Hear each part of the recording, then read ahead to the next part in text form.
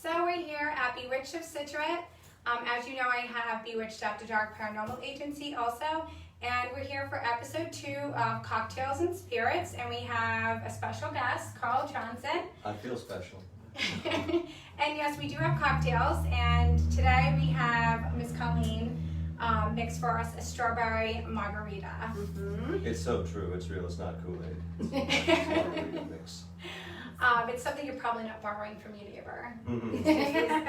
So we're here to my last episode, we talked about a bunch of different things spiritually and paranormally. And we kind of talked a little bit about where I had an experience, and Colleen was actually there to witness it, where we had someone who seemed to have been possessed.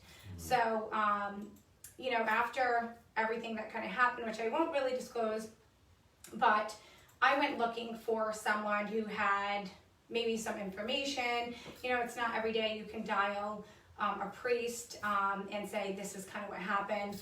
So it was around July this time, and that's normally when we have Paracon in Harrisville. Mm-hmm. And unfortunately it was canceled this year due to the COVID.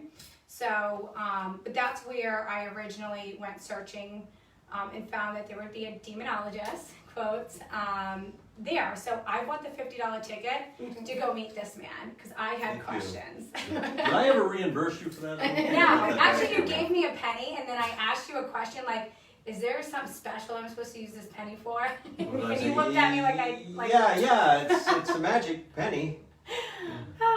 So that's what brings me to meeting you. And you were kind of a tough guy to hunt down that day, even though I had my own booth and doing readings and so forth. Yeah, I was kind of ubiquitous that day, jumping around, talking to people, and I had a talk to give in the nice air-conditioned Assembly Theater.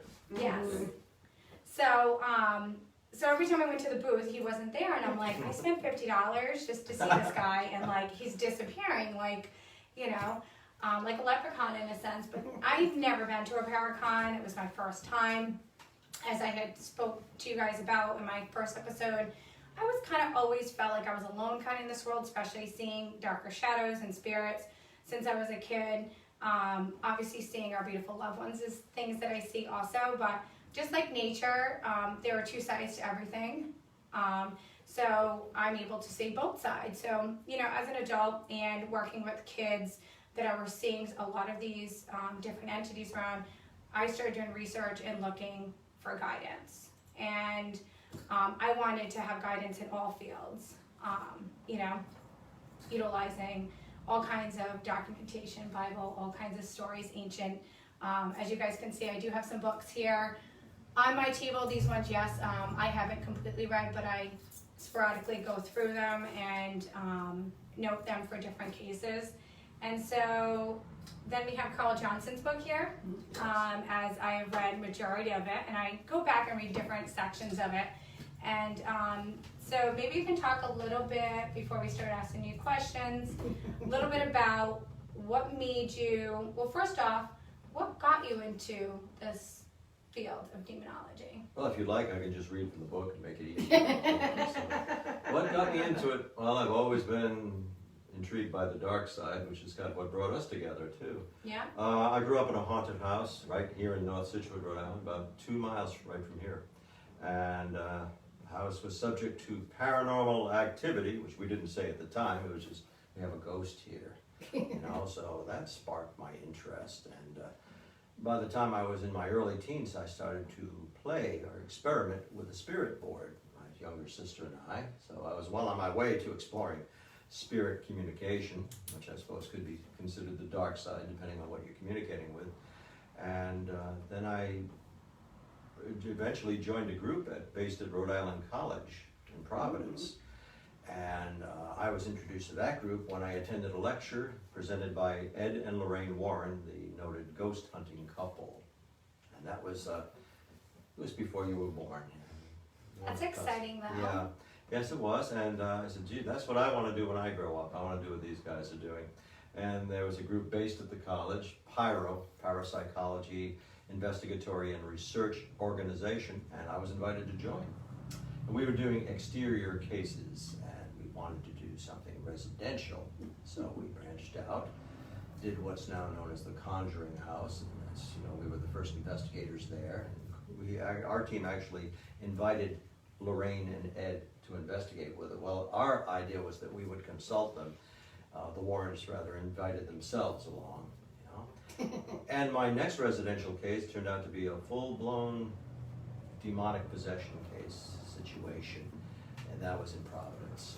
So I was well on my way to becoming a demonologist. I didn't use that term at the time, but it was about a year later somebody brought me a magazine article and said, "Oh, Karl, you're in this." I said, "Oh, what am I in now?" And what reporter did I talk to? I don't remember anymore. And it said, Karl L. Johnson, the demonologist. I said, "Demonologist, huh?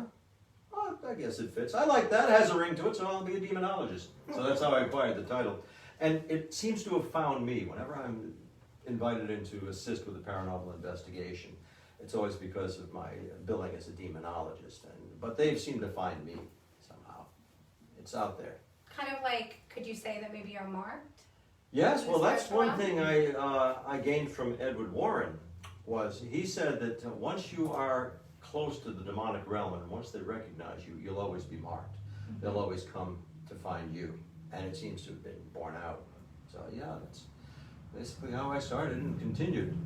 I've been away from it, from paranormal investigation and demonology, for like maybe a year at a time. It depended on my relationship at the time, I've lost relationships because of demonology, but have basically stuck with it all this time. Now, I know, because I've met your brother, you have a twin brother. I do have a twin brother. He's not here today, but I can do a wicked good impression of him. Yes. If you need him on and he's not available, just call me in. So, I invited Karl and his brother to a case here in Scituate. Yes. And of a house that had a lot of activity, and one I was actually going to purchase, and then felt that it just wasn't right for me. But I had brought him in, and it seems to, since you and your brother were there and I was there, not that they don't have activity, they definitely have a better settle and understanding of kind of what goes on. And it was really nice. I have to say they were both very professional working with the two of you, but they are like night and day. So kind of like what I was saying when we were talking about paranormal, like I like to talk about spirit and our loved ones and all the beautiful messages and things they do, but that other side I'm attracted to, which is because I can see it and I just don't understand it as much. And there's those two sides. So which one is more attractive? They're both attractive, actually, to me. I'm not getting any kudos here. Okay. But I think we're brothers. Oh, okay. Well, they're very similar. Oh, I was talking about Keith and me. Yeah. Okay, well, that went right over my head like a blonde. It's subtle. I'm very subtle. Yeah, you're so subtle. So, Karl's brother, Keith, is a priest, correct? He's a minister, a lay minister. He's not an ordained priest. He has an ordination, and he can perform some ceremonies like baptism and weddings legally, but he's not what we would refer to as a priest. He's not attended a full seminary. He's very learned and very knowledgeable, and actually seminarians consult him for information at times, but he would not call himself a priest. Which, when you think of, as you were saying, twins. Yeah, he just plays one on TV. Right, exactly. But even when he went in, he seemed to be doing more of the rites and right, everything. yes. Me and you were looking around for the darker stuff. Yeah. So Cobwebs in the basement. Yeah, stuff like that. So I felt like working with the two, it was great to have the two different energies because in a sense, remember when we even walked down the stairs? Yeah, I do. Hiding near the stairs. We should go back there. It was kind of crazy. Well, they're doing good and she's a bunch of kids, so, as long as it's staying, she knows where I am. And, we're always available to help if anything goes up. I would say if it's staying quiet, don't invite me in. Only invite me in when, you need help. So it was really great working with you, and like I was saying about you and your brother's kind of like a priest, and then we kind of look at you as a demonologist, so you kind of have that night and day, you kind of have that duality and those opposites, but you guys make a really great team together. I think we do. Our methodology is very similar. We'll be on the same page and then you turn the page. Oh, they're really not in every way. Right. So I think as a team, I think you guys work really, really well. If we have any questions, definitely let us know, Colleen. Yep. So you did tell us a little bit about the field, kind of what got you into it. My personal, Yeah. involvement, yes. And have you had any, what is your, I guess, your scariest experience? Before I met you, right? Well, no, you can include No. me. No, that's all been pleasant, actually. My scariest experience, there have been pockets, and it's a toss-up between two, and they were both paranormal investigations, into which I was invited to, as the expert, so to speak. The first one was that demonology case. It was the demonic possession, and it occurred in Providence quite a few years ago. And it was legitimate.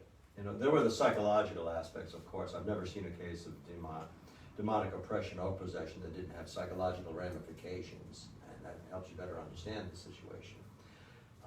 There was a boy named Lucas. He was 14 years of age at the time, living in the west end of Providence in the Armory District. And I was called in because this boy was undergoing fits of, they seemed something like epileptic seizures, Okay, but yeah. he was being taken over by an invasive personality that would express itself through him. So that was intriguing. I was invited to stay overnight because even at that time, I had something of a reputation as a paranormal investigator who would stay with it, stand his ground. So that was flattering to hear. I'm glad you have confidence in me. I stayed overnight.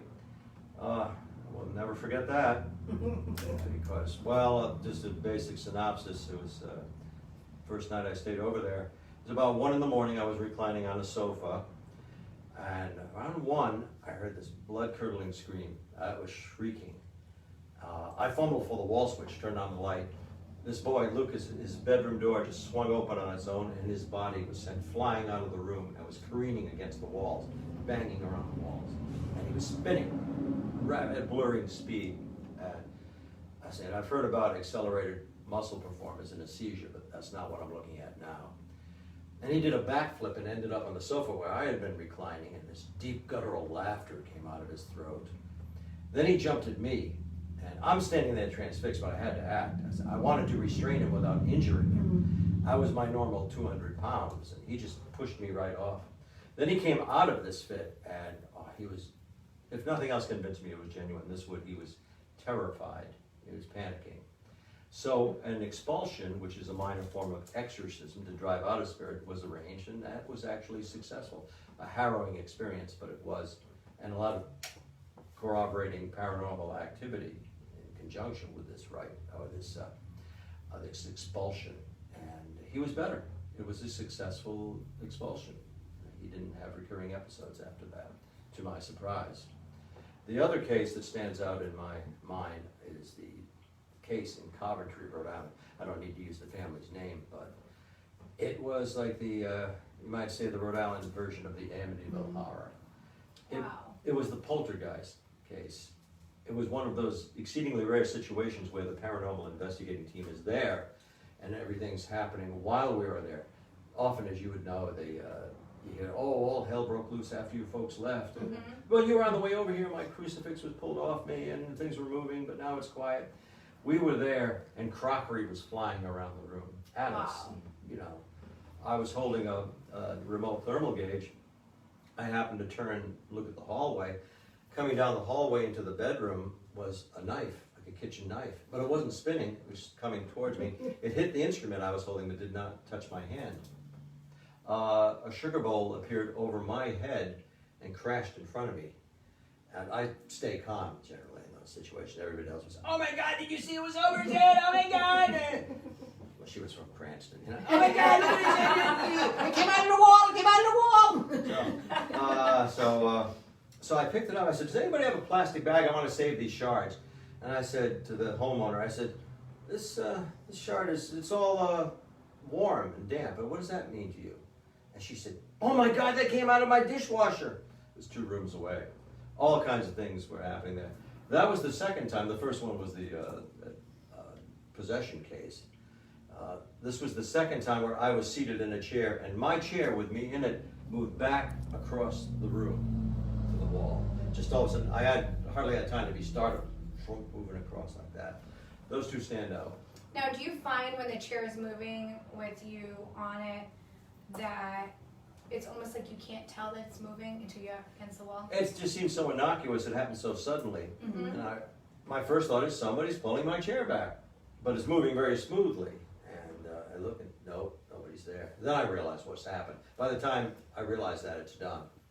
Now, in a case like that, what is it that, do you ever come to a conclusion of what's there, what might be causing it? Was there ever, like, were you guys able to fix the problem? Well, assommations and conjecture mostly, rather than a diagnosis. But we don't know why in that case in Coventry, I call it a case, what else, a situation. We don't know why there was an invasive spirit, because the house was built in 1982, and they'd resided there for 2 years at the time. It was a man and a woman spirit. But we interviewed the couple, and they had a lot of strangeness in their past, and a very tense but passionate relationship. And they had 7 children at the time. So it's like a battery in there. I don't know why there was the manifestation of a male spirit and a female spirit. The man was seen, including by myself. I saw this entity, and they imprinted their voices into the audio recordings. So we knew it was certainly authentic. I have a dearth of evidence from that. You think I'd have all kinds of pictures and recordings, but it was somebody else's case. The case manager has the evidence. She was very exclusive with her evidence. I do have one very interesting picture of a demonic face. We think it's demonic, and I didn't bring that with me, but I can show that. And another colleague of mine does have audio recording from that investigation. And that took place, that was in 2007 into 2008. That was probably my most fascinating involvement in the paranormal investigation. Now, in Coventry, kind of getting a vision. Kind of a haunted town, isn't it? Yeah. Was it near like the cemetery with the little bridges? No, I know what you mean. That was like the Oak Hill Cemetery. Not that one, but in Coventry, not too far. It's not too far from that area, correct? This is more like as if you were headed toward Route 2, up that way. Okay. And Brayton Road, this was on, I believe it's called Hill Street. Yeah, I don't think there's any other name for it. It's just Hill Street, and you go up there, all that. They're not there anymore. They were actually driven out of their home. Oh. They couldn't stand it anymore. Did the activity remain the same when the new folks came in? I've never been able to find out, because the last time I went there, several years ago, there was a for sale sign there, But I can be again in touch with the former homeowners, but they've since split up, so I would contact them separately. And I find that a lot, when there's a lot of paranormal activity that is not your nicest, Right. they tend to break relationships because they're utilizing that energy to feed their field ground. That's the chicken or the egg, did that upstep the tension in their marriage and their relationship, or, did they bring that into the house? It's probably both factors in some measures. I'm being very good about not mentioning names, first or last names. I did say Lucas, but that was so long ago. There's so many Lucases. Yeah. I have a Lucas case. And I say we call him Lucas because that was his name. But So normally, what would you do if someone? So nowadays, do you get called in from like a paranormal group as kind of just an expert in demonology? How do you know that there may be a demon in a location? well, that's generally how it works. People will call me because I have a reputation. I'm known as a demonologist, and there aren't that many demonologists out there, especially the better known ones. I happen to be one. And I do have, I wouldn't call it so much the gift of discernment in that I can sense it. I got a gut feeling when it's something hostile and something of inhuman nature. Yeah, I've developed that over the years too. I used to be able to see them. I don't see them as much now, but they usually manifest as shadow forms, shadow people. Sometimes they have more feature to them. But I'm aware when they're around. I'm usually right. Usually that's borne out. So, do you remember any demon particularly that you've seen? Yes, I talk about that. Yeah. Well, yeah, I do. I had several actually. Not always the ones that have the classical known names, like in a roster of demons, but One was, you'll be familiar with this name, Lilith.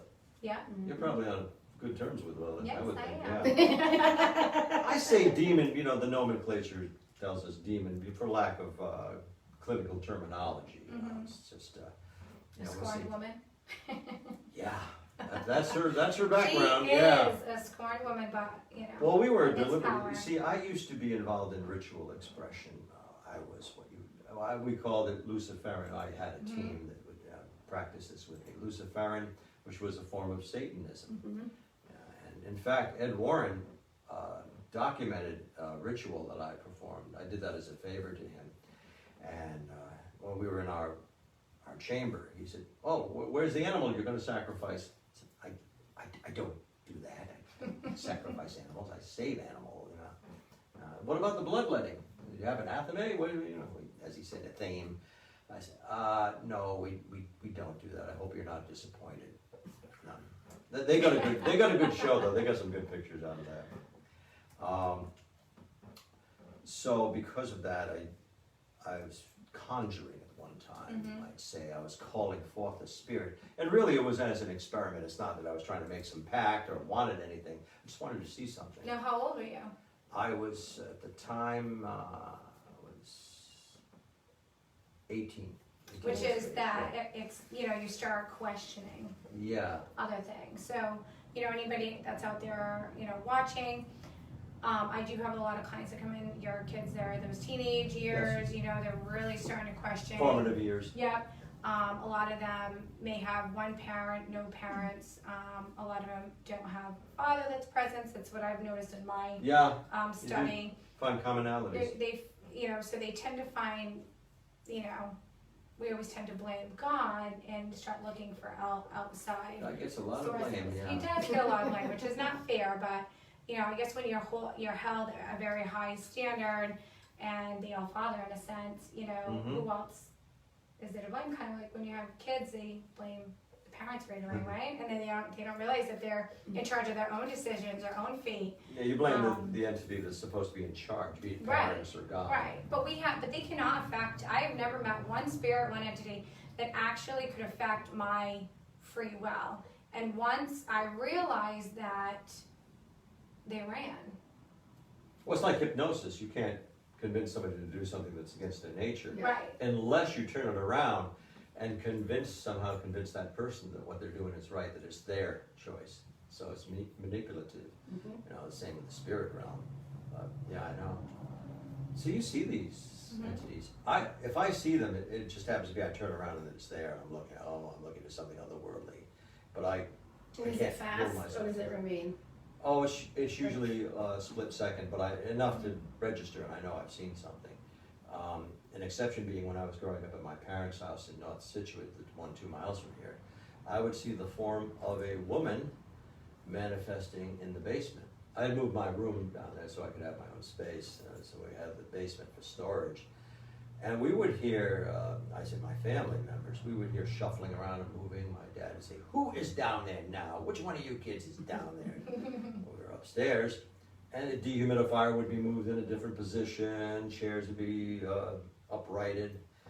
And so I moved my bedroom down there, and I figured it'd be okay. And then one evening, shortly after I had done so, I heard the shuffling and the banging, so I said, "Oh, something's up here." So I went to get the light. It was a cord, and I didn't hit it right away. And then I saw, in the dim light, I saw the form of a woman. The rustlings and banging stopped. Then this woman was walking. The eeriest thing about it, besides that it was a woman in old-fashioned clothing, and it was anomalous, but she's walking strides but making no sound. Her footfalls registered no sound, and that was truly eerie. I was watching her for about 5 seconds. It's a long time to see a ghost. That is actually quite She walked right by. I had the chance to realize I'm looking at something from another time, and she just walked by me. She had no color about her. She wasn't stark black and white, but she was monochromatic, just like a muted Almost like a sepia tone. hologram Yeah, in like a way, that. where it's fractioning. Yeah, and she walked by me, and I was now I say gifted to see this spirit in that form 4 times. 4 times I saw her. The last time was less distinct because I I had curtains set up with a partition, and I was living in Providence at the time, came back to collect some papers, and something walked by. I saw this person pass where the opening between the curtains was, and I thought it was my brother wearing socks, because I didn't hear anybody. You know? Keith? Keith? No, Keith. So I think that was the last time I beheld her, or it. So getting back to when I asked you if you've seen, I know we got a little off topic because that's what we do here. Oh, we've got so much ground to I cover, know. yeah. So you're saying that you've seen Lilith. Mm-hmm. Oh, yes, yeah, I Was did. that on a case? Where was that? No, that was my own play. That was Okay. or experimentation. I and another one of my magic group were performing a conjuration, basically to see if this time we could get a visual manifestation that we intended to. Well, I mean, that was in the back of our minds. And lo and behold, we did. I had some conjurations, part of which I wrote and drew from other sources, arcane sources. Spoke the conjuring words, and in the incense smoke, something coalesced and became a human form, but then we really saw it. It was a bluish form of a woman, voluptuous, long hair, no color to the hair that I could discern, but long hair, and couldn't make out the face. The rest of her body we could, but couldn't make out the face. That panicked my young apprentice. He didn't really expect we were going to grab something on the first time out fishing like that, with him anyway. And yeah, so he went through an awful ordeal after that, because I think it was suggestive, subconscious taking over. He started to see this form of Lilith in his rearview mirror when he was driving. Whether he really did or not, I don't know, but it was almost got him off the road. Well, actually, he did go off the road at one time, thinking he saw her.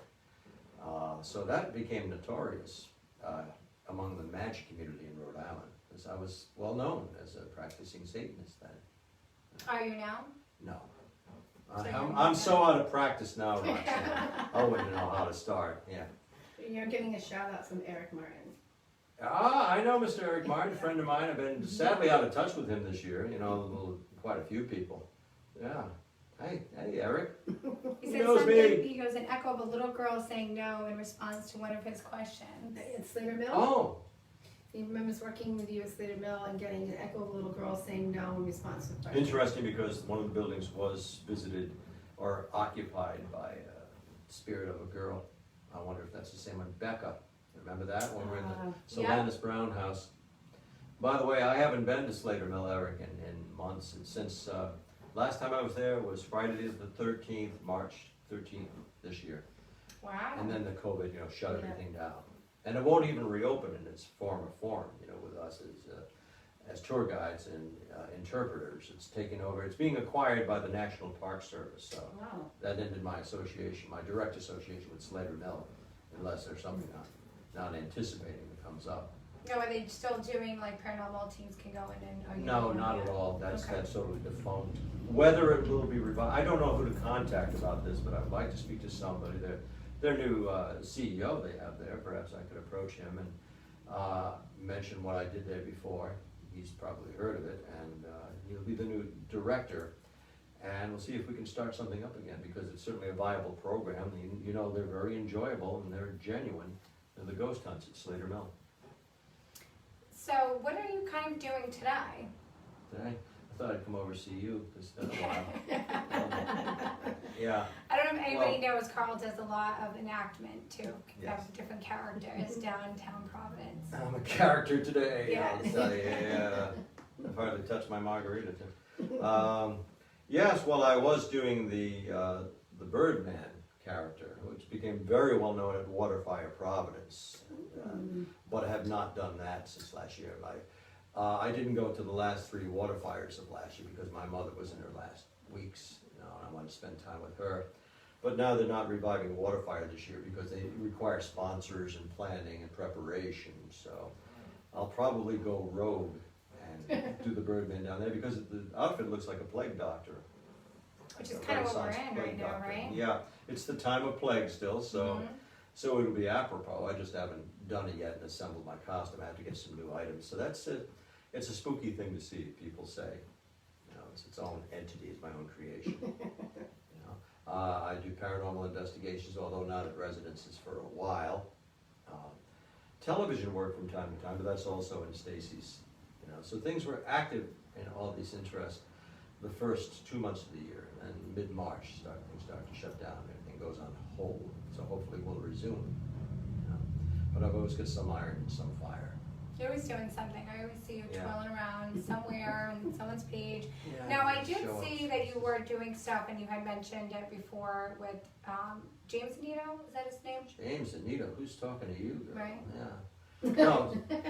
Yes, James, my good friend James and Nito, we have a team together. It is called Duo Demonology, and that's spelled with the parlance of King James. King James, yeah. You know, the old courtly spelling. D-A-E, and then it ends in I-E, so Duo Demonology. And we're trying to legitimize demonology as a scientific, as scientific as you can get. It's difficult, as you know, to be scientific about paranormal research because you can't really replicate results, not very well, not very often. So Duo Demonology is, it's an educational program, and we can be booked for lectures, public appearances, and we'll talk about our experiences and our theories and take questions. James is clergy, I am not, but we seem to mesh together. We do good together. We have some different ideas, as does my brother and myself, as do we. So there are the do's and don'ts about demonology, Duo Demonology, so, yeah. So I do have some questions on that. So, Well, I can answer for James, he's not here. so does James, has he ever seen any of these, what we call He's been on cases and investigations that got kind of hairy. Last I spoke to him about it, he has not actually witnessed something except for shadow forms, but it's something that actually stays and you can observe it. He's seen flitting things like shadow people. I believe they're genuine experiences, but he has not seen a demon manifestation as have I. So I'll go a little bit into, I hear this a lot in the paranormal world. A lot of you that are watching, I had said my little rant, I think towards the end of my episode was like, why is the same people getting together for these paracons? And I do see a lot of similar people go to them also. And then you'll get maybe a 20% or so of maybe some new people checking it out. But I find that a lot of these paranormal groups or events, and I've only been to I think maybe 7, 8 of them on the East Coast, but it's the same acts that are being asked to do the same thing and talk about the same thing, but I see a lot of the same following going up and down the East Coast. Now I haven't been to the West Coast for any of that, but I can definitely say the East Coast, it's the same speakers each time. And I went to a paracon up in Maine, and again, this was all like new to me. It's actually when I was friends with someone who actually invited me to be from East Providence, the one who killed her. I can't think of her name right now. Lizzie Borden? Lizzie Borden. Oh, to you act heard about like Lizzie Borden. history, yes. Yes. And I said, of course I will. I love getting dressed in Victorian clothing and, you know, go do this investigation. And I was doing that, actually, it was Bill Brock, and I had done like a Well, there's the name, Bill Brock, Yes. the filmmaker. Yes. So, and I was friends with him at the time, and I said, oh yeah, I'll go and do that. He had asked me at that main Paracon. So that was fine. I went in to speak to someone who was talking about, he was like a priest, and was going to talk about like an exorcism that he had performed. I recall that, yes. And on that case, and I was sitting in the group, I was very vocal, as I usually am, most of you who know me, and I was there You looking. spoke up. Spoke up, Yeah. yes. And so I walk in the room, I sit down, and his speaker's not working, different things not working. And some of you who know me, kind of happens. They were And just I'm like, thrilled you with know, you being there after yeah. a while, yeah. And so there were some technical issues, and then I was like, all right, you know. So what happened was I had asked him, he was talking about this case about how this one spirit, I think I'm not quoting it, but what I kind of remember, maybe you can, if you know the case, there was the girlfriend and a boyfriend situation. It's always like an Adam and Eve thing. You notice that? I mean, don't let me get to my biblical stuff about this. You need that boy girl to make a full story. Yeah, to make a full story, right? And the entity had, I think, gone to the girlfriend. but supposedly it was the boyfriend, right, that was possessed? But the girlfriend's legs started swelling up? I think they were both affected, but he was getting more of it, and she seemed to be a conduit for that when they were together. It ramped healed up in the house. Well, I had asked him, I raised my hand and I had said, well, that would make sense because I think what he did is he used a Ouija board or some kind of ritualistic tool. Ouija board. You know, anything you put out, you don't even need any of these things. You can just put them out with your words, and it's all kind of the same thing. And wanted his, I think it was something like he wanted his girlfriend back or wanted her to pay. There was something. He was wanted doing his it form back. of ritual and, summoning powers Right. to work his will. And in turn, he got what he asked for. But what I had said to this, what do they call them, priest? Exorcist? Well, there would be an exorcist. Yeah, there's no more fancy term for it than, a priest. Exorcist. Yeah, they would be I an wanna make exorcist. sure I got the term right James for Zanetto everyone. was not an exorcist, Okay. but he's studying for the priesthood. Okay. So when things like this happen, there are particular exorcists that you can call that are like, aren't they certified or they don't have to be certified? Certifiable, did you say? Yeah. These are all the questions we want to know. People want to know. By church law, they can be certified. It's not so much a legal term, but except the legalities of the Holy Roman Catholic Church, they do have to be certified, or to have their credentials for being an exorcist, and appointed by the Vatican directly. Mm-hmm. I don't think this guy was appointed by the Vatican. No, there are many self-styled or quite And a there few can be, self-styled right? exorcists out there. If they're sincere and they feel they can help, yeah. It's tricky because you're putting your faith in somebody that is not accredited by the church. So you have the church upbringing and that influence. You would want somebody that's ordained and has their credentials as an exorcist. Is approved of by the church, by the Vatican. And that's one of the main things I do want to get out to my viewers out there, because a lot of you, have contacted me for different things, and I say I can only go so far. And that was one of the other things I was looking for was a priest that was approved by the Vatican, because that is important to me. That like anything, you check people's anybody can say they're Mickey Mouse, right? But you really want to make sure who you're dealing with. Yeah, well, that's just especially- it, because there's a rabbinical exorcism, the Jewish faith. They have their exorcism that pervades all cultures. Like you wouldn't, go to Zimbabwe and expect to find a Roman Catholic priest. You could, but that's not their culture.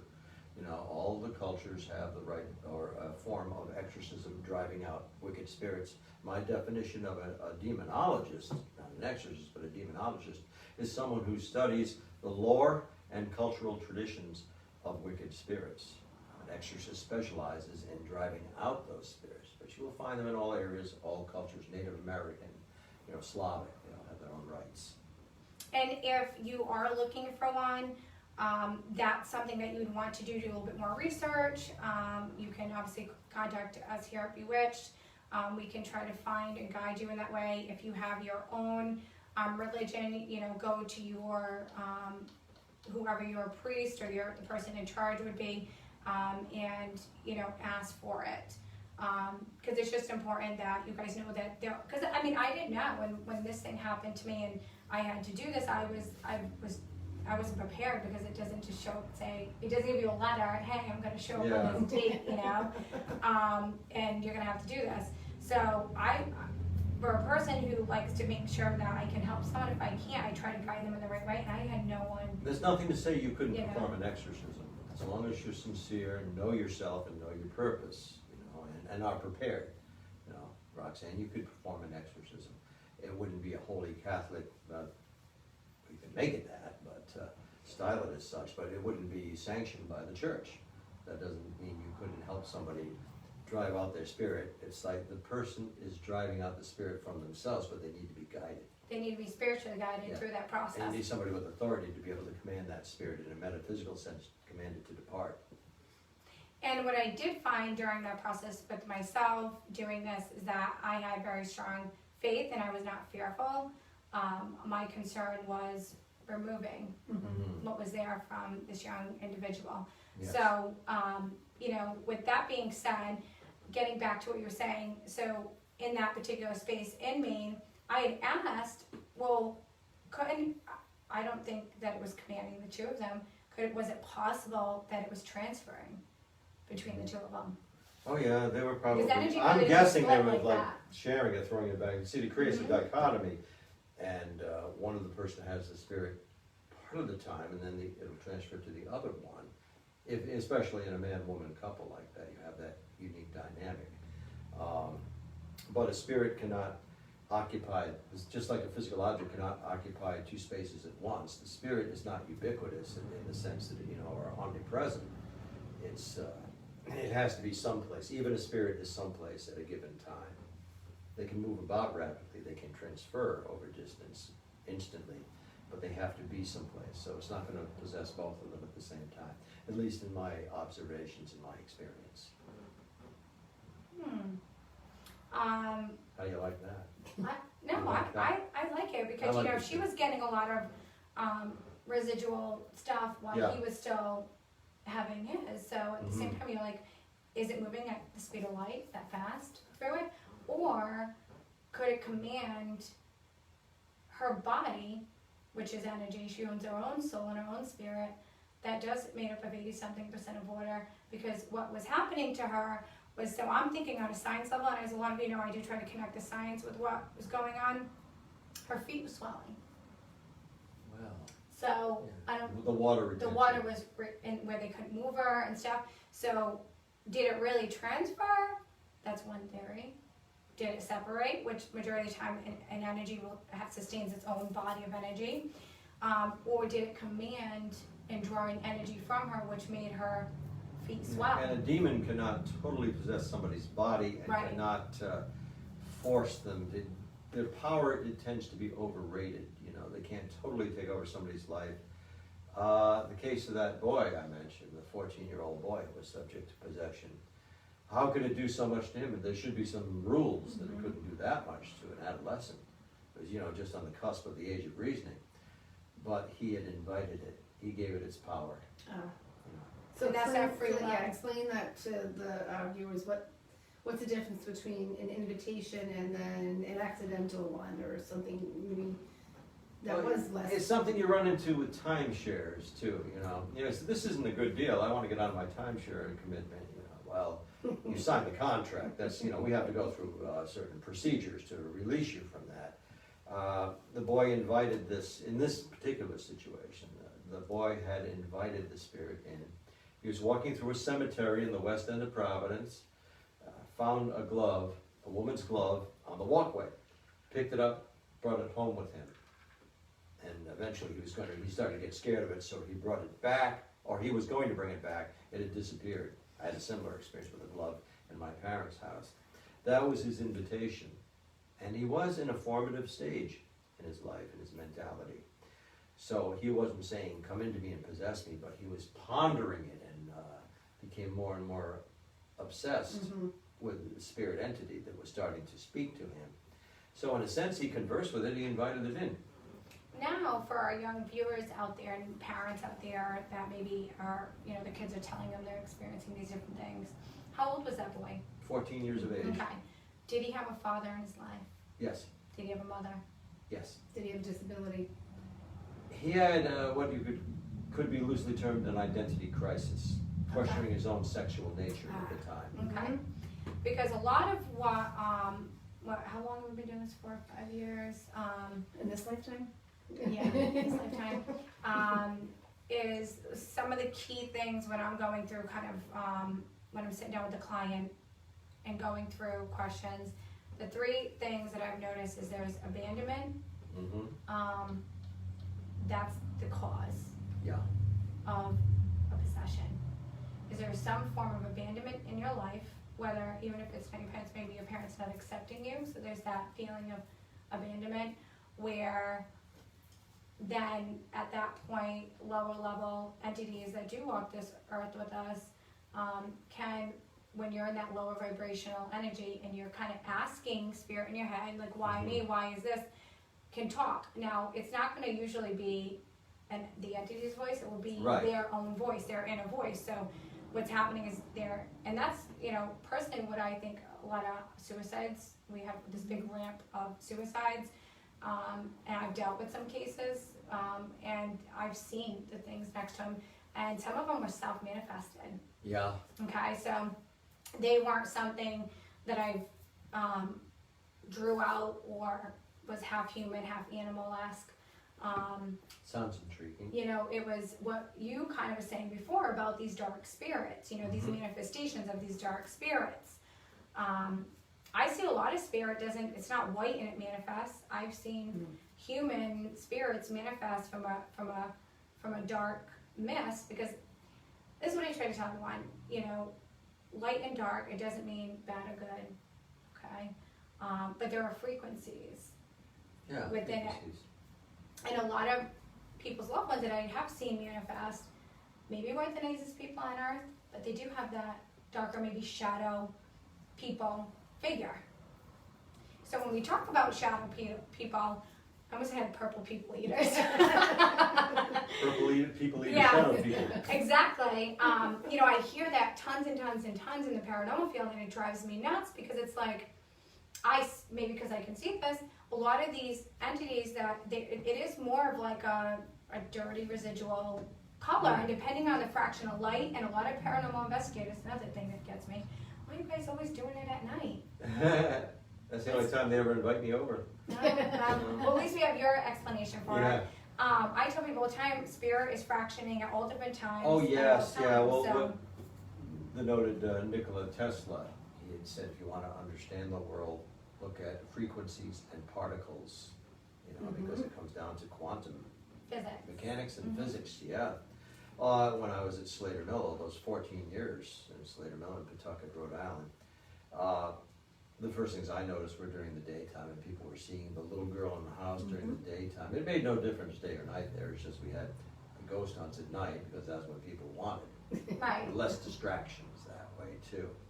But yeah, I don't think it makes a difference, unless it's a residual where there's a playback and something had occurred, something transpired at night, and that might be replayed. At that time. Yeah. And I did speak about that on our first episode, when I was trying to decipher and explain to you guys what the different times, and maybe if you see the same person doing the same thing at the same time, like 3 o'clock in the afternoon, and it's doing the same thing, walking from one room to the next. Yeah. That just may be a time loop that's captured. A lot of time it has something to do with their death or something tragic. Well, like I've the apparition noticed. of Catherine Howard in the Tower of London, you know, she's seen screaming, running down the hallway. That's when historically she was indicted and beheaded. So people have seen her reenact that. But I don't think you could go to the Tower of London on that date and time and be guaranteed you're going to see it. Even the most haunted houses, you don't always come up with something Right. when you expect or when you want it to. And do you think that they are intelligent? I know we talk about intelligent haunts, non-intelligent haunts. Do you think they kind of play with us in that sense? You talking about paranormal investigators or spirits now? Spirit. Are they intelligent? Do they play games with us? Well, They won't. I got a whole other subject for that. Talking about That could be paranormal. showing itself. Exactly. The intelligent and the game players. Can they be the same? Can they be the same? Yeah. Oh, they vary so much. They evince a certain cognizance and intelligence. In fact, we call a responsive spirit one that can answer us or seems to answer us. That's an intelligent haunt. Yeah, they do. I don't think they have a value system and reasoning as we do, because they lack the physical mechanics of thought. But yeah, they do seem to predict us more in the demonic realm, though. They can anticipate our moves. They do seem to have at least a rudimentary awareness. But then again, maybe I'm underestimating them, underplaying them, because we get some pretty intriguing EVP, electronic voice phenomena, where they really will answer questions. Yeah. Why does that noise happen in here? What is that? Is it what we're talking about? What was that click? Do you hear that? Well, we do have a No. lot of things that click. I just think it's, when you go back to Nikola Tesla, I researched a lot of his books. I actually researched something that happened to me, and I found it in one of his quantum physics books. So, Yes. and it actually happened on one of my live feeds when I was doing a charity thing about the water elemental. So I'm still not 100% on it. So once we get better on it, we'll do a whole Yeah. other episode on what happened. in that particular instance with me, and then I'm going to talk a little bit about what I've been able to find, and then kind of put it out there for the viewers. But getting back to you, do we have any questions? Yes, if you want to give you a second, just a couple of questions. Yeah. Hi, Mandy. Mandy wants to know, do you have a feel, when it comes to spirits, do you feel them and is the energy hot or cold? Oh, it's usually kind of cold feeling. Sometimes it's a spike in temperature where it gets warmer, but it'll be one or the other, but more often cold. I get a tingly sense, like a feeling that they're here. Like I just felt that click we had, I felt like there was something in the room. You know, it was very subjective, but I just felt that something was here, and I heard click, so I don't know. Say maybe we'll do an EVP with you out there. Yeah, it's a subjective experience, but I can sense when there's a spirit in the room. I may be right, I may not be, but sometimes all of a sudden it's changing here. And that can be corroborated by a drop in temperature. Generally, it's thought that spirits draw from the energy in the room, from the energies our bodies emit, and the ambient temperature, and that's why the temperature will seem to drop. Makes for an eerie effect, too. And that's why when you do an investigation, they would literally measure the temperature. You mentioned that early investigation, correct? You have tools to measure temperature? Yes. Is that correct? Okay. This is basic tools. EMF detector, electromagnetic field detector, temperature gauge, sometimes they're combined in the same unit. And some of our viewers love Ouija boards, so. Ouija boards? So I'm we planning can't- on drinking when you say Ouija board, but let's But, so to be clear, because we might have some kids or, family members that are just using them for different purposes, Ouija boards, aren't necessarily evil, correct? Just your point of view? My point of view, I'm kidding, because I don't mind Ouija boards at all. They don't bother me. I kind of find them interesting and fascinating. I wouldn't go on the information they provide. Right. Yeah. But, Age 3+. Okay, yeah, right. Okay, these are my directions to Cincinnati. I'm going to tell myself the Ouija board. They just don't bother me. As a demonologist, I'm sure I'm supposed to say, no, they are portals. You must not touch the Ouija. That's how I got into this. I started experimenting with my younger sister, Cynthia. In fact, there was an episode of, what's that show that was on the Travel Channel? It's not on now. Oh, it's Haunted Location? No, that was one of Yeah, them. Was the other one? I don't know. There was Most Haunted. That was the one that started it all. But it was. Cases. It was like haunted cases, Yeah, something. where they had like different that. people come on with different cases. Well, I was one of those You were guys one of that them, came yeah. on. Yeah, yeah.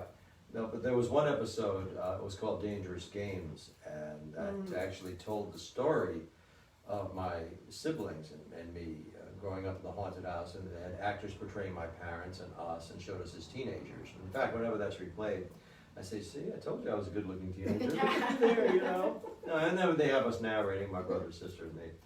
And it's called Dangerous Games, and it showed us playing on the Ouija board. And of course, we run into trouble with it, but I don't think it was really trouble at the time. They just don't intimidate me. They're a tool, they're an expression, they're a physical, guide to communicating with spirits. You assume you're talking to a spirit. Now, part of it is, of course, our subconscious is going to transmit that. We're going And the to subtle energy. emotions like that. It could be a form of poltergeist activity where it's actually moving the planchette through your fingers. But they're interesting. They just don't bother me. I haven't run into problems with one. They stopped working for me for a while. I come into a room, Ouija boards would stop. People were experimenting on them. I couldn't get one to move after I had so much success early on. But I experienced, in fact, my partner in paranormal research, that's Panorama Paranormal. And that's Elise, and she and I have played on a Ouija board. Well, experimented. It was a mature experiment, and got very interesting responses at times. So that's interesting. It's part of research. They just don't bother me because I don't feel that I'm surrendering part of myself, and I don't assume it's a literal spirit. Kind of hope it is, but you don't know what you're getting. As long as I'm not too open and too vulnerable to it. Okay. Keep a sense of myself. When we utilize these tools, remember that they're tools, and if you don't, like a hammer, if you don't keep it so far away from your face, you might hurt yourself, right?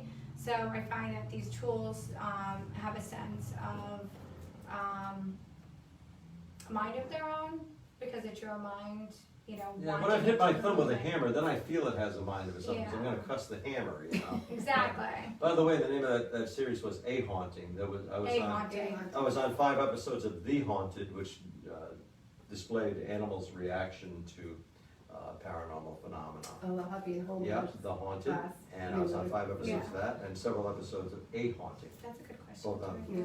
both presented on the Travel Channel. Yeah, I've worked with the Travel Well, Channel. the a Animal little bit, Planet too. was The Haunted for a while, and then the Travel Channel. They changed the name a little bit, I think, when it Yeah. went over Suddenly. subtly. Yeah. Okay, let's see. So, does having a strong faith in God, angels, help you from being influenced by spirits? And the second part of that would be, how does fear factor in? Yes, it will, because, again, the axiom of two objects cannot occupy the same space at the same time. If one is filled with the Holy Spirit, they're not going to be subject to demonic possession or oppression, because the demon can't jar out the Holy Spirit. And my brother would elucidate on that further. So, fear? Well, I'm always a little, let's say, apprehensive when I walk into a paranormal situation, because it's the element of the unexpected. You don't know what to anticipate. So I'm a little on edge, given some of the things I've seen. Fear, I wouldn't say exactly fearful. It's been a while since I felt that. But fear can be a wonderful sensation in that it guards you. You're more on guard against potential hazards. And also it makes it more of an experience. If you're actually in the moment and like, what's going to happen? Am I going to see something? If you're a little afraid or somewhat afraid, that can actually augment your experience, as long as it's not a miserable experience. When I was going to that house in Coventry, investigating there, I don't know if I'd go as far as to say afraid, but I was apprehensive, not knowing what we were going to see next. Oh, some of the EVP we captured there, the male spirit, whom I actually witnessed, saw him, like a physical person, and that's what was imprinted in the photograph. We were recording there, and the family had gone out, the couple who owned the house, and they'd taken their kids out, and we had brought them over to her sister's house. So they were out for the evening. We did an overnight, which meant we left around 3:30 a.m. And before I went to sleep, I was playing the recording back. I had about 90 minutes of audio recording to listen to, and I was getting kind of tired with it. I'm not going to hear anything. But I had asked the case managers, I'll say her name is Tina, without giving away too much. Ask if it misses Tina. So Dawn said, do you miss Tina? Do you want Tina home? So I'm listening to her say that, and we give the suggestion. And then you hear a sibilant voice, like whispering. I said, oh, turn up the volume, play that. And this voice, the male voice, said, oh yeah, I'd like to boil Tina. Imagine when we had to play that for Tina. Like, yeah, you got something here. Oh my goodness. Now, what were you using? Just a regular basic recorder at that Yes. point, right? That was So again, all my, analog at that time. the little ones you get at Radio Shack, like the, Yeah, but we used So- to get a Radio Shack. yeah. Yeah, we used to go to Radio Shack. Imagine that. It's so We used to get crazy. recorders. yeah. Now it's like Best Buy and all these other places, but you can even use your phones. The smartphones are so great at the recording. So know that you can utilize those to pick up, a safe EVP session. Okay, next question. Do any of you feel that the collective anxiety, isolation, and fear of so many experiencing the pandemic has shifted the spirit world? I'd say yes. Yes. From what people have told me, just people contacting me, it seems to, in a sense, in a metaphysical sense, it has opened up that portal, and more spirits are coming in because of the change in sociality. People are home more, are thinking more aware of their environment, and it has seemed to open the door. Also, people become distracted and somewhat bored, and if they're looking for entertainment, spiritualism and paranormal investigation is an outlet. So it has increased things. I wonder if one of the great plagues that have been documented in history opened up more demonic activity, opened up a portal to hell, and let more usher in to our world. That's a good, theory or thought on that, because, hundreds if not thousands of years ago, we relied on astrology and That was the science of the day. It was the science of the day, and we've gone and Alchemy, Colleen is our, alchemy was our chemistry, you know? Colleen is our astrologist here, and the book right here, I think Egyptian Gnostic, and something else, I forget the title there, and I do have it there. I was able to get my hands on, and it does talk a lot about, you know, the goddess of chaos, and Awesome. you know, in 2018, we've talked a lot, me and you, some other people are not here anymore, about this feeling of something was coming in 2020, in the spring of 2020. Wow. And I They didn't hit it know, on, you know, on I the head didn't with know that. what it was. Whoever prognosticated about 2020, now they can, you know, Pluto, they'll be Saturn. vilified, but they can also Yeah. say, look, I called that one. That was me. Eris, goddess Eris, Yes. and Pluto and Saturn. But it wasn't something like I publicized, just a lot of people that I know in the inner circles and stuff. You know, we were kind of, I said something's coming, and I feel like it is spiritual driven, even though it is going to affect the human population. Yes. I just didn't know what it was. It just felt like this overwhelming of dread. Is the only thing I could think of. And, you know, and through those 2 years up to the spring of 2020, I had a lot of cases of kids and different people that had a lot of dark spirits. You know, I have seen demonic spirits. One of them was actually in that house in East Providence. When I was telling everyone to stop the recording, nobody was understanding, you know, because I'm just the girl there in the dress, you know. But I was, even though there was another psychic there, me as a medium, you know, I'm holding space and I see this demonic thing, and they actually picked it up growling, and I'm saying, like, we have to shut this down, because first, I've never seen one stay that long, you know, and not leave, knowing that I wasn't in the position to do what I normally would do, because I was thinking of these people I've never worked with before, and I don't want them to think that I'm some medium that's like, I'm gonna take the scene right now, I'm gonna handle all this, you know. I've encountered that, not with you, of course. But You I have know, like, I encountered that, just, so I had to set up some really strong protection, which exhausted me after. Oh, yeah. And I was like, cut, I cut, know and that. finally the camera guy saw me, his, like, and they heard the growling, and this thing was actually talking some really nasty stuff about the psychic that was there when they put the earphones on. So that, because it was right next to her, so it was siphoning things that I knew or wanted to say to utilize it. And so that was the first time I've actually been in a situation where I had to show people I'm not about, like, you know what I mean? Like, I've seen a lot of people in this world, like, especially people who are mediums and psychics, are, as I call, like, super Walmarts now. A lot of them want every ability underneath the sun. They don't understand what that cost comes with. You know, I didn't want to project myself and make this psychic feel uncomfortable, because this was her show, right? She got this gig. You know, it was very nice to ask me to play the role. You know, so I was really trying to be professional and consider other people's feelings, but at the same time save everyone. And then later on, she had very terrible things that happened.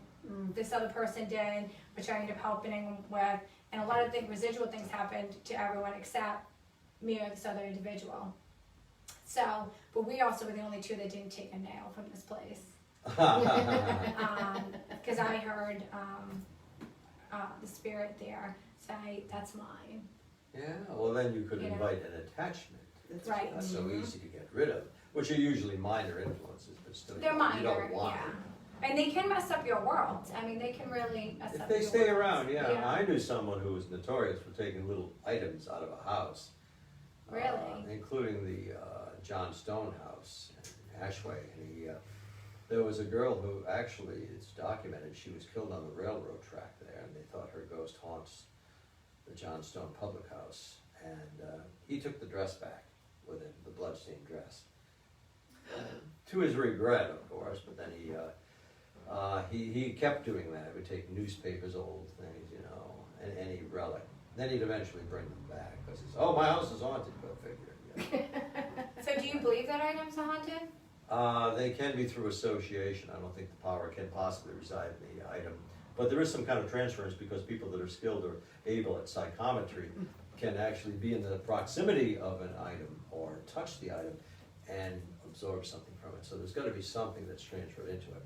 I don't think it's, they can be harmful on their own. But this guy knew what he was taking with him. He knew it was a haunted house, a haunted building.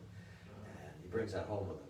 And he wonders why his candles are turning into snakes and things like that. And, you know, you'd know his name, I think, if I mentioned him, so we'll leave him be. He was always taking Well, we're stuff always back with wondering, him. do you want to drop a name? Oh, we gotta drop a name before we're Drop done. a name. Notice I'm being very careful spacing my sips because I do. so far I haven't been taking a drink when you've said something that's gonna make me. Are you nervous? I spit it out, you know. I don't know. Name dropping. I don't know who that is. Talking about. So, Miss I'm dropping Caitlin, names all over the place. Miss these days. Caitlin, hi honey. She wants to know, do you have a favorite encounter or experience with a spirit or haunting? Well, yeah, I would say that's when early on when I used to go for walks in back of my parents' house and our property, I used to hear a spirit voice speaking to me. And it would be brief, it wouldn't be a complete sentence, but it would call my name. You know, it would do that, or say a word here and there. That was one of perhaps my earliest. And I guess my favorite one would be that lady I saw in my parents' house. And her name was Sylvia. If we associate her with the spirit that manifested on the spirit board, that was our Sylvia. It just seems too much to be too coincidental to think that she wasn't somehow associated with the Ouija board, because my sister and I we were told by the Ouija board, I said, give us a sign. I'm 15 years old, she's 13 years old. We have an excuse, we're not rational people here. Yeah. So, and I guess I was 14 when this first happened. The planchette spelled out Sylvia. And then I said, can you show us yourself? Can you give us a sign that you're here? It spelled out cellar, C-E-L-L-A-R. So my sister and I excused ourselves from the Ouija board and went to the top of the basement stairs. Waited there about 20 minutes, which is about ready to go back upstairs, and there was a wooden partition at the side of the stairwell. We heard coming from that, bump, bump, bump, 3 raps. Then we looked at each other. A minute later, bump, bump, bump, again. So we thought that was Sylvia communicating with us. And the first EVP, electronic voice phenomena, example that I ever recorded. I didn't even know what an EVP was. I didn't know that people could record disembodied voices. A friend of mine, my friend Mark, and I were recording our conversation and some music playing in the background. We played back the recording, and towards the end of that recording, to our complete startlement, we heard what sounded like a voice in slow motion. Now, was that our Sylvia? I don't know. Didn't identify itself as such, but the voice, it sounded like it was saying, someone help me. My brother has a vestige of this recording someplace. So my friend had a recorder, this was a cassette recorder technology. My friend had a recorder that would speed up the sound. So he kept accelerating it, gets to a certain speed in playback, and you can hear a voice say, it sounds rather like a feminine voice, and it says, Carl, help me, help. And you hear like, dum, dum, dum, like some tapping sound. Now, was that a voice from my future, my then future? Was that a genuine spirit in distress? Was it something demonic trying to ensnare me and delude me, which I doubt. All I know is that voice came out, never knew what to do with it, what to do about it. But it seemed to be a cry from help from the other side. And that was August 23rd, 1973. Wow. What was the name before? The 20th, yeah. August 23rd is always something happens. Like Ed Warren passed away on August 23rd. My niece Scarlett was born on August 23rd. You know, that spirit voice recording on August 23rd, that and a dozen other instances centered on August 23rd. So it's kind of a holiday for me. I've had to work through a lot of them, but it's kind of a holiday. I find that there are loops like that every year. Yeah. Like I have a new business or transition my spiritual life on April 24th every year. Oh. So it's kind of crazy. See, that was Anton Zano LeVay's birthday, April 24th. So something's going around. Something's going around. Do you have any other? Yep. What's your favorite tool to use to communicate with spirit? I'd say audio recorder, because then you have something to show, but perhaps I second to agree. that, I concur. yeah, audio recorder, because then you may go through a lot of trials trying to get a spirit voice, but eventually you may get one, and I have. Second to that would be divining rods, or dowsing rods, which are the two rods that will communicate. The system I use is for affirmative, for yes, the rods I'm holding will open up and move apart from each other towards me. And then, I think it's called rodomancy, from rod and Nancy divination, where the rods will communicate. This goes back to time immemorial, where people will use a stick Sticks. you know, Nature. to find water, Yeah. sometimes to find gold, and they've been incorporated into paranormal investigation. People still use them, I do. They give you a visual, so you're not waiting for a rap on the wall. And they work, I don't know how they do. I mean, perhaps it's something in our subconscious. I can't deliberately manipulate them, but they're fun. They give you something. So getting on that, I have manipulated those on investigations with someone You're who a used master them. manipulator. Yeah, so no, I would You're say the one who was there's- doing it all that time. I will tell you, I think I have like probably 2 other people on my list that are way master manipulators. But on the Say that 3 times fast. Yeah, You'll have to exactly. bleep it. So the rods, like you were saying, so what I noticed and I try to debunk it in a sense is, one, I don't understand why they don't bring mediums in, but then I've worked with some mediums and now I know why.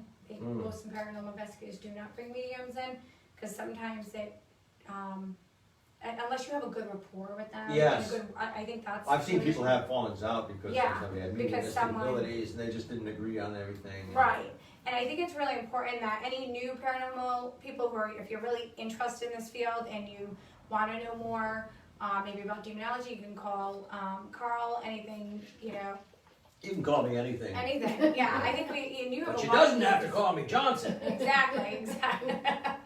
I think you find that what I'm trying to figure out is like we can manipulate energy. So I know I did a test with you at my old store where I held your hand up and I sent energy to you. And Yeah, was able that to- worked out. Yeah, I That was was- able to contort your hands and make them do things that you weren't. What did I do? Do you have a video play of this? I don't know. Probably. I do, but unfortunately I'm no longer friends with the person who has it. So Oh, you so it may be doesn't- friends with them now. so So, it you doesn't- can get it from him. Doesn't matter where my hands went that night. Yeah, so, but do you remember that? Yeah, I do. And what was your experience with that? My hand got very warm, like surprisingly so. I mean, there's such thing as, suggestion, hypnotic suggestion, but it just felt like my hand was not painful, not even unpleasant, but I really feel this. And I'm not too prone, I don't think I'm prone to suggestion, but it's like, wow, it's coming through from the other side. That's what I remember feeling. It was a definite, it's like you're holding it, like you have a grill outside and you're holding your hands over it. It was that palpable. And do you remember like your hands like They moved. curl and Oh, yeah. or like Yes. normally? My fingers were moving. You see, I wouldn't want to I wouldn't have faked it, but I so wanted that to work. Oh, she's going to be disappointed if nothing happens. But Yeah. I don't think it's going to. And like, woo, it's like, you know what it was? It was like my fingers were like a puppet. They were interlaced with string and they were going like that. I've had people try hypnotic experiments with me and I just didn't respond. I wasn't trying not to. I really wanted it to work, but this time it So I was the first one? Yeah. Yeah. You're the first one to work with my hand and make See? it happen. Make him do weird things. Now I wasn't touching his hand, it was just very kind of like Yeah. like I'm a little nervous. You guys see that? He doesn't want to do it I again. did that, yeah. You know? So we did something very similar to that and I could feel that just then. just right now, right? And mentally, I was changing the energy to hot and to cold. Now, my theory is if you have that focus and that, I guess, thing, when I was little, I could do it with the flame, I could do it with different things, but, I just thought maybe it's my mind. You were a Matrix fire on me, witch. all that stuff, yeah. But getting back to those rods, sometimes if you do have a psychic or medium that can alter things like that, those rods may be going like this and pointing to her because she can, Yeah.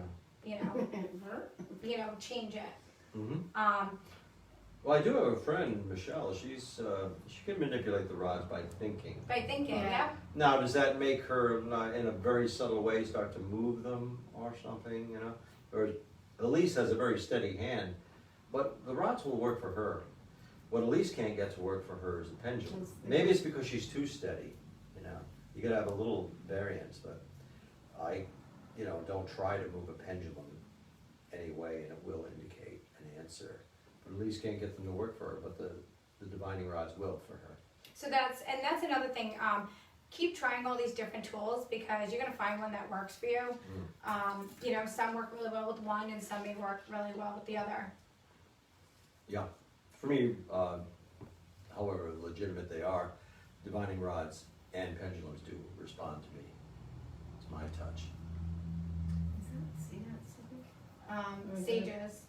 Is it ever dangerous to perform a I just probably seance? What are you trying to say?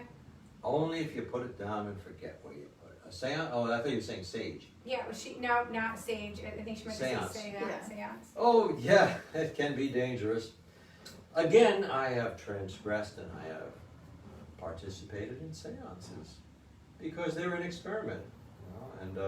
Is it going to work? Is something going to happen or not? Either way, it supports something, it shows us something. I've participated in several seances in my time. Can it be dangerous? Well, given the case of Carolyn Perrin, Carolyn Roger Perrin, during a seance which was conducted by Lorraine Warren, officiating as medium, Mrs. Perrin's body was thrown out of her chair. Now, she was going through something anyway. There was something psychological. Yeah, and a lot of it was psychological, oh yes, but her body was actually propelled out of her chair and thrown into the next room by psychokinetic energy. And actually, they actually had a falling out, the Warrens and the Perrins, it's nice that you see portrayed in the movie. But yeah, seances, that's an example how a seance can go wrong, can be dangerous, especially if somebody is worried about an invasive spirit. Then that's not somebody who should be, participating in a seance. Again, it's almost a parlor game, but you are dealing with viable forces. I just don't see any threat to it for myself. Some people say, oh, you're deluded, the spirits don't want you to be afraid, but it's an experiment to see what's there. I'm not going to ask the spirit a question and try and take its advice if I get an answer. Turn left on this particular avenue. But what I would be concerned about would be inanimate objects that have an association with them and trying to defy that. Like a Dybbuk box. Would I go around and open one? No. No. Because what am I going to find in there anyway? Be a fool. Oh, there's nothing in there. But dust. But I wouldn't challenge it because that would set up an association in my mind. Or a doll, like the Annabelle doll. They keep going back to the Warrens. In the Warrens Occult Museum, they have the Annabelle doll. It's a Raggedy Ann doll. If somebody was playing around, if I happen to be in the Warrens Occult Museum, it's curated by Tony Sparrow, the son-in-law. If somebody said, "Here's Annabelle," tossed it to me, some clients, you idiot, but it wouldn't bother me. There's a famed picture of Ed and Lorraine Warren holding Annabelle there. She's in a display case that says, "Do not open under any danger," makes more of an allure. I would not be afraid of that, but would I pick it up and go, yeah, nah, nah, nah, nah? No, because people have run into trouble with that. Yeah. Now, say I did pick up, using an example, Annabelle or any haunted object. Oh, it doesn't bother me, I feel fine. But then I back into a telephone pole or I get sideswiped. I'm going to associate it with what I did. And with every successive occurrence, I'm going to say, I just shouldn't have done that. So it creates a lodestone. In that sense, it's dangerous. And yeah, there is a supernatural element to it. But I would not dread something if I just happened to stumble on something. I was in North Scituate some years ago on one of the old keeps in a cemetery where they would store the bodies during winter before burial. And I found a voodoo doll. Obviously, this cloth doll was set out there to disintegrate in the weather. It represented somebody. Could tell it was a voodoo doll. Why else would it be there? I picked it up and looked at it, but I respectfully left it where it was because I didn't want to spoil the spell. Somebody wants to ruin somebody with this doll, you go for it. I'm not going to take it home and care for it. Feed it tenderly. But I just let it, like to see it. I think the premise was to set that doll out. Somebody wanted it as it deteriorated from the elements that would happen to the person, that the person would waste away. Yeah, that's pretty innovative, so let's leave it down there. Being But I safe in didn't the dread picking it up or anything like that. So she did correct, she wanted to know, her question was, is it dangerous, let me just make sure we did it again, sage cleansing. So I think she means, doing a house cleansing, trying to remove spirit. Does that sound right, Karen? Yep, so it's not dangerous to do that if you're gonna, as long as your intention is to clear the energy, create a safe space for your loved ones, for you, open up your doors, your windows, let beautiful sunlight in. The more you believe in something, the more it manifests. So the more you believe in positive energy and spirits, the more that you're gonna manifest that. The more you manifest and feel that there's a dark entity, there could be, but the more you communicate and give it power, the more it's going to stay. So, as I can say, you got the power. I know I was going to song. Yeah. So keep sieging, it's not bad. I know a lot of people say, oh, you're gonna get them upset. You may, move them around a little bit, but I always tell everyone, we have to live friendly with many different things. We are not the only spiritual entities here, even though we hold a human form right now. And what is we're energy but cohabitating. condensed, what is matter but condensed energy? Condensed energy. So, we as humans, we tend to think we are superior. We find that we're not when we're We're faced not? with something, when we're faced Oh with my something. word, you learn something new every Yeah, day. that we're not. But we are, our species is named, the nomen for our species is Homo sapiens sapiens, which means, there are different forms of men, or humans, that were Homo sapiens, but we are Homo sapiens sapiens, which means man wise wise. So we're double wise. We got it all figured out. So, just, I always say respect nature, respect your space, respect all living things, and you should have a pretty safe sail doing that. If anything does get really crazy, you can message Bewitched, and always do your homework if you're letting paranormal investigators in. I feel like a cleaning lady. I can't tell you how many times I've gone into homes, locations, where I've literally had to clean up mess. Oh, yeah, we got this, there's an orb, I passed 5 people over to the light, you're good. This is a true story. Go in the house, nothing crossed over, and there's a lot of things going on here. But when you give the client so much information, you're creating that fear, right? So you need to really have someone that's professional. I suggest using a medium or psychic, someone like myself, if not someone else. I would say you gotta vibe with someone that you have a connection with. If you don't have a connection with me, but I'm a connection to get you someone else, I will refer you to other people. I do have other people that do the stuff that I do respect in the fields that I know will not harm you. There's a lot of what I call paranormal aftercare that we do here at Bewitched, where we will bring in specialists on different things, because we all have ego, right? I have ego, everyone has ego, but my ego isn't big to the point I'm gonna ever put anyone in danger and say, oh, I can handle this by myself. I will always bring in as many people as I possibly can that will help alleviate the situation, because my biggest thing is to make sure that you leave feeling empowered and that you have connected in a spiritual way to the highest spiritual energy to be clear of these things. Because we do have to live with them, and they do fraction in and out, and I've seen them run in and out of my house, not saying they're staying, but what do we call them, like hitchhikers? They Yeah. sit for a minute or two, and Hitchhikers, attachments, yeah, but they move along. grab-ons. Yeah, so it's kind of like germs, we collect them. It's We a have to symbiotic attachment. Exactly.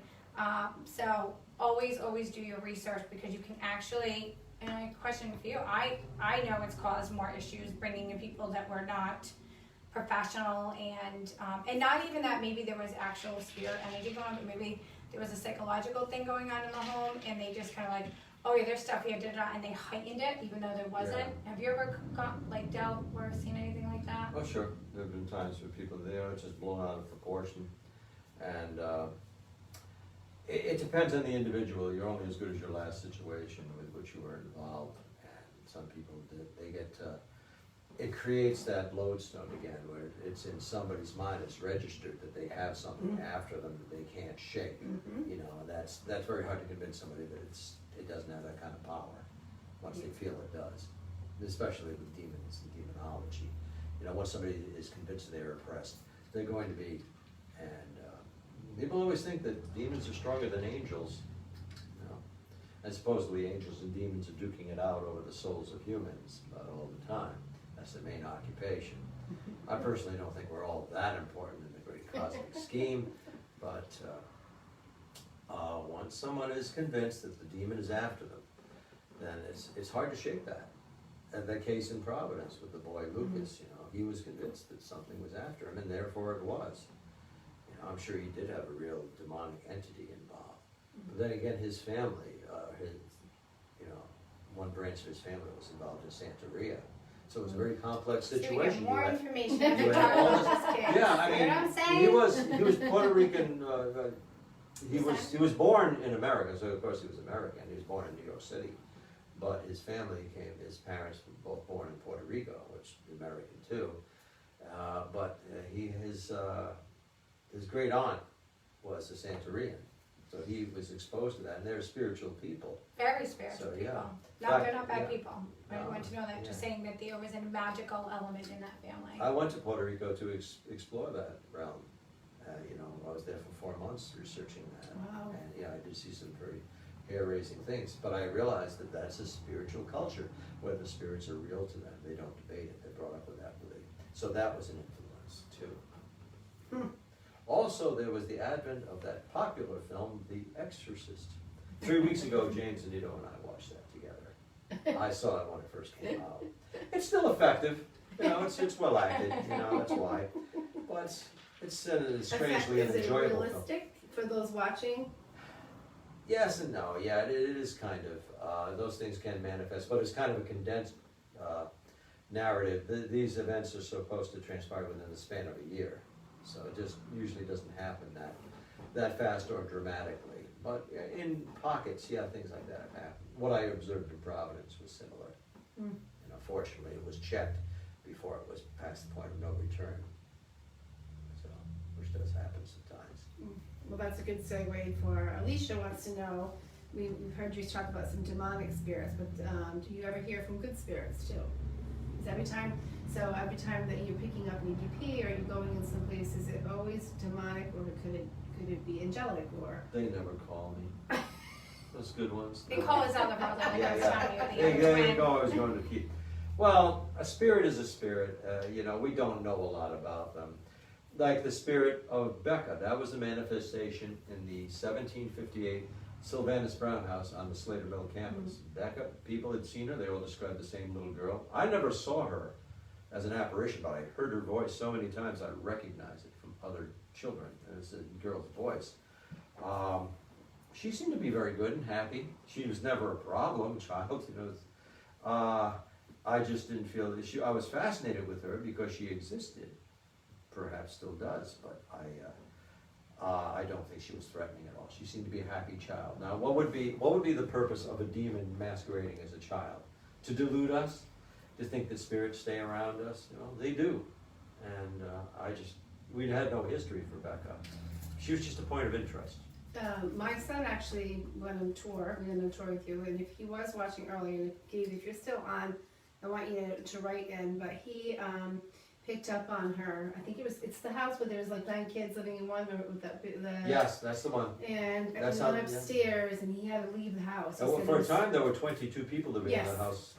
4 adults, the parents, and 18 children relative in ages Yeah, when the house was newer. something about, if I remember, when you walk in, is there a basement area in that one, a little downstairs? The kitchen. Yeah, he had to leave because it was overwhelming. He Ah, felt sadness you of feel the that little, there. yeah. So I he do had miss that mentioned the house. little girl, yeah. Yeah. We had some good experience there, didn't we? Yeah. It wasn't bad at all. No. Nope. Yeah. All right, let's see, we have a couple more questions. I know you've been. Can a spirit inhabit an animal, i.e. a bird? I had a visitation recently and it stayed near me for 20 minutes and watched me. It was unsettling. Yes, I think so. It's a comforting thought that they can manifest through a directed animal, especially birds. I mean, my mother was very fond of cardinals, and shortly after her passing, cardinal came to me and was just looking at me. Like, usually they flit away after a while. Like, no, I'm not going to feed you. And you know, I like to think it was, you know, something to do with my mother, because I don't know. But I believe they can, yeah. I've heard too many accounts that are just uncanny, you know, that they will communicate through an animal. You know, it's a nice thought, actually. And you know, we all can communicate telepathically, so a spirit can, you know, in that realm, you know, our nature understands that realm. Mhm. Humans forgot it. You Yes. know, so Lost our ability to communicate with our animal friends. with a lot of things. So Yeah, now by the same token, if you have a crow or a raven come down and starts pecking out your eyes, you know, that's probably a bad omen. You know, like that's a bad spirit trying to get to you somehow. You know? checking out your eyes. What do you have to be for? I'm not dead, you know, I'm not carrying, you know, like that'd be, I would connote that as being a malevolent spirit, I would say. I would interpret it that way, you know. But if it's a nice bird, like a cardinal, you know, and well, my sister and I 2 days ago were in Bethany Lutheran Cemetery, where my father is interred. And whenever my sister goes there, or just about every time, she finds a turtle. Aw. So she and her husband were cleaning my father's stone. They invited me to come by. I was visiting James and Nito, so I was close by in Cranston. And my sister sees the turtle. Look, that turtle, that comes when I'm here. She said, I think it's our father. Look at it, now it's moving, look at it. He put his little head out. So she called her daughter and like had the phone. Look, I think that's Grampy. I think that's Grampy. Well, Grampy's really trying to get away from you then, isn't he? You know, 'cause he's hightailing it out. For a turtle, that's moving pretty fast. So I don't know. Like to think so. Certainly put me off of eating turtle bisque soup. Oh my God. Which I did once. I Turtles don't think breakfast. that's my father, but you know, we wonder. Turtle's great medicine too. It's Yes. Mother Earth, Mother Nature. I'll bring you it if you take care of it. But then if it dies, No, No. I'm not here a You couple of really days. feel It'll be bad. like dried up. Yeah, you dried it. Okay. What'd you do with that turtle? Oh shoot! What turtle? Oh, Yeah.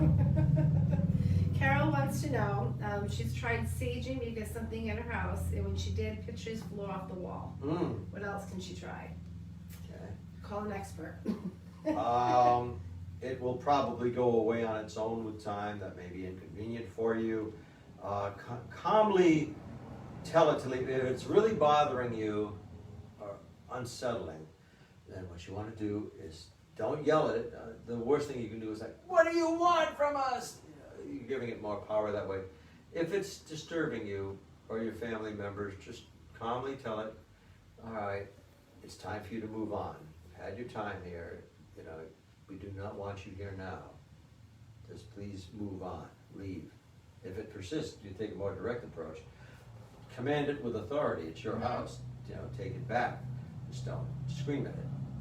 Because odds are, especially if it's something more insidious, something inhuman, it's going to gain strength from your resistance. From your resistance. Yeah. But just tell it to leave, and it should. Sage should help somewhat. If it persists and is bothering you, give us a call. You know where to find us. Yeah. We're not that far. Nope. Yeah, but probably just tell it to leave, to abdicate the residence, and it will, in most cases. Okay, Lisa wants to know, she says, books like the Key of Solomon, are they demons or are they spirits? They can lead to either, but supposedly these are formulas that were dictated by spirits, Spirits, and revealed by spirits. They're fascinating historically and theologically. I like them because they're the burgeoning demonology text. It is thought that King Solomon, the son of King David, who's a spurious character, accepted by people with, faith in biblical truths, that there was a King David and his son was King Solomon. King Solomon enlisted demons to construct his temple. He commanded and constrained them, and he had a seal that people think was probably a ring, but he had the seal of Solomon, and all this lore transmutes from that and proceeds from that. So it's valuable for research. I don't think there's actually power in the sigils and the spoken words unless one accepts that they are powerful. In fact, my book Shadow Realms, I have a couple of the sigils represented there, the seals of Solomon. And they're complicated designs, and they supposedly are used to call forth and constrain demons for whatever purpose. I wouldn't mess with it myself, because it's kind of like keeping a weasel, a ferret. They're cute little buggers until you let them go, you know. But you always have to be vigilant. You can't relax when you've got a ferret, because they get in the radiators and they die. They go out. They get away from you. If somebody's going to call for the demon, predicated upon their reality, you know, you have to be ever vigilant. You can't just get something from the demon and expect it to vanish. Okay, nice doing business with you. So in that sense, it would be dangerous to ever call for the demon using those sigils. Especially if you haven't done extensive research. The research does help. You know, we have to, anytime you come upon anything, I know at least I do this, I get ancient texts and I read the Old Testament and the Bible. If you read a lot of these things, and in different nationalities, so like here in Western mythology, Western world does a lot with, you know, Christ, after Christ, and a lot of the stuff that was believed pre-Christ went Eastern. So that's why you'll see East and West astrology different. Oriental versus Occidental, Occidental being the more Western. Right. So you'll see the different versions of, you know, when you go to other countries and they rely very heavily on their spiritual gods and goddesses, where we've kind of put that in one man, one child.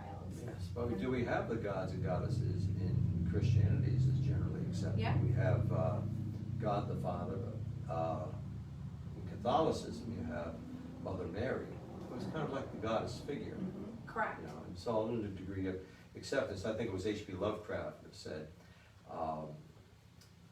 that the principal difference between mythology and theology relies on one's degree of acceptance. That is, to what level either is embraced. So to one man's mythology is somebody else's theology. Absolutely. I'm still working on that, so I'm not gonna comment on that. I have a lot of Would you research. be controversial if you could? Yes. Yeah. I would be controversial. Well, anytime you're talking about faith and belief and all that, of course it's going to invite some. You know, a lot of Controversy. stories around the world all same. They're just a little different, you know, based on Yes, the there cultures. are, you know, So if you commonalities. if you do research that, you will come across that. I tell people all the time when they come to Bewitched, I don't care who you worship, as long as when you walk in, you come in with a loving heart and your intention is to seek whatever it is. If it's of a pure intention, you're welcome. If not, the store kind of has a way of doing its thing. Want to have one more question? Yeah, let's see. Okay, Christine's asking, was this the gentleman who saw into my home? We never put it on a thing, so, Christine, let's see. No, that gentleman, that was me that looked into your home. The gentleman I think you're talking about, was a friend of mine, who sees things similar to I do. He's just older than me and, obviously had his own experiences, so that gentleman is not Karl. No. That's another gentleman. Carl is that I older work than with. you, but Carl is not that particular older gentleman. Yep. So, nope, different person. So I did the remote view into your house, but he was the one that psychically told me to get what I needed to get for your home. You're welcome. I'm busy. Can you call him for me? So, my husband seems to be calling me in the middle of my live That's video. definitely not me. Yes. Yeah. So,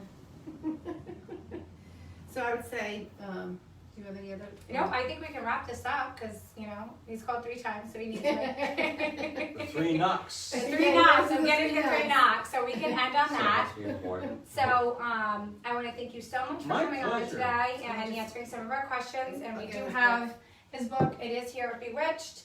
And where else can they get this? Through Amazon.com, through me personally, if you contact me, that way you get an autographed copy. If you come here, you can get an autographed copy. Yes, this one. We'll have you autograph this and maybe leave this one. I do porch pickup, everyone, so the store is still not open yet. my kids are going to camp. It's July 6th. You'll start to see me more here. So It's coming up soon. it's coming up very, very soon. So with that How much being are they? said, oh, how much that? $14.95? That's $14.90. $15.99 is the very obtuse price. That's right. Remember that one penny gave to me? I thought I was trying to say something. Like, what am I supposed to do? Well, I don't know why we thought that up. I guess my co-author is Lana Brock. With Yes. that. Lana J. Brock. She's on the back with him, a picture on the back. That's her, yeah. And I don't know, I think I suggested $15.99, something about getting a penny back. Yeah. There was a reason at the time. I thought you were supposed to use that when you see these demons. And Yeah, and you're On sleeping. your eyes. As long as there's a penny you took Put 'em off on a your dead, eyes. a dead man's eye or Yes, something. there should have been two, $15.98, and they got two of them. Yeah. So, There you go. thank you so much. So we will do, our next live feed will be in Salem next week. Well. And it will be at the Hawthorne Hotel. I have a little surprise, and it is my best friend's birthday. So, she doesn't know what's in store for her, We better but not it's gonna say her be name fun. then. Yeah. Ta-da! So, till next time, thank you, and stay Thanks. safe and sage. It's Stay safe. safe. It's safe. Nice slogan.